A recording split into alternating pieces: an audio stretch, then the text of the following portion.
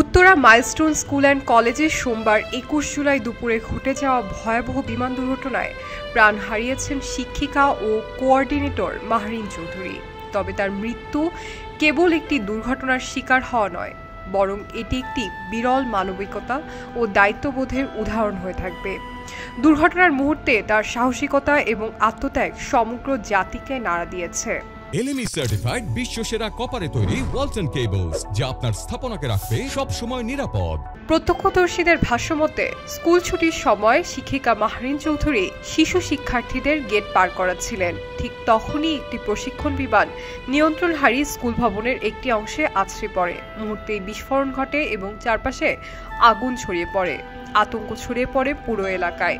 শিক্ষার্থীরা দিকবিদিক ছোটাছুটি শুরু করে। এই বিভীষিকাময় পরিস্থিতিতেও মাহরিন চৌধুরী ছিলেন অসম্ভব শান্ত ও দৃঢ়চেতা।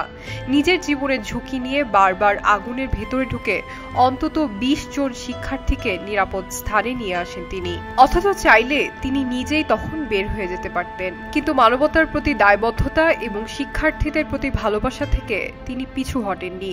শেষ পর্যন্ত আগুনে তার শরীরের প্রায় ৮০% পুড়ে যায়। দগ্ধ অবস্থায় তাকে ঢাকা মেডিকেল কলেজ হাসপাতালের বার্ন ইউনিটে লাইফ সাপোর্টে রাখা হয়। মৃত্যুর আগ মুহূর্তে তার স্বামীর সঙ্গে দেখা হলে তিনি কষ্টসাধ্যভাবে বলেন, আমি বাচ্চাদের বের করেছিলাম, আগুনে পুড়ে গেছি। এ ছিল একজন শিক্ষিকার শেষ আত্মপ্রকাশ।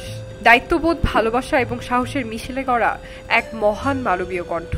মাহরিন চৌধুরীর এই আত্মত্যাগ সামাজিক মাধ্যমে গভীর শ্রদ্ধা ও আলোড়নের সৃষ্টি করেছে। শিক্ষকতা পেশার প্রতি তার নিঃস্বার্থ ভালোবাসা ও জীবন বাজি রেখে দায়িত্ব পালনের ঘটনা বিরল ঘটনা। তার সহকর্মী, অভিভাবক ও শিক্ষার্থীরা শোক প্রকাশের পাশাপাশি গর্ব অনুভব করেছেন যে তারা এমন একজন শিক্ষিকাকে পেয়েছিলেন। তার মৃত্যু আমাদের কাঁদায়, কিন্তু তার জীবন আমাদের অনুপ্রাণিত করে। ইতিহাস তাকে মনে রাখবে সাহসী এক শিক্ষক হিসাবে, যিনি নিজের কোমলমতি শিক্ষার্থীদের জীবন বাঁচিয়ে নিজেই হার মানলেন আগুনের কাছে। শ্রদ্ধা মাহরিন চৌধুরীর প্রতি, শ্রদ্ধা শিক্ষকতার প্রতি। শাইনি আলম চৌধুরী, খবরের কাগজ।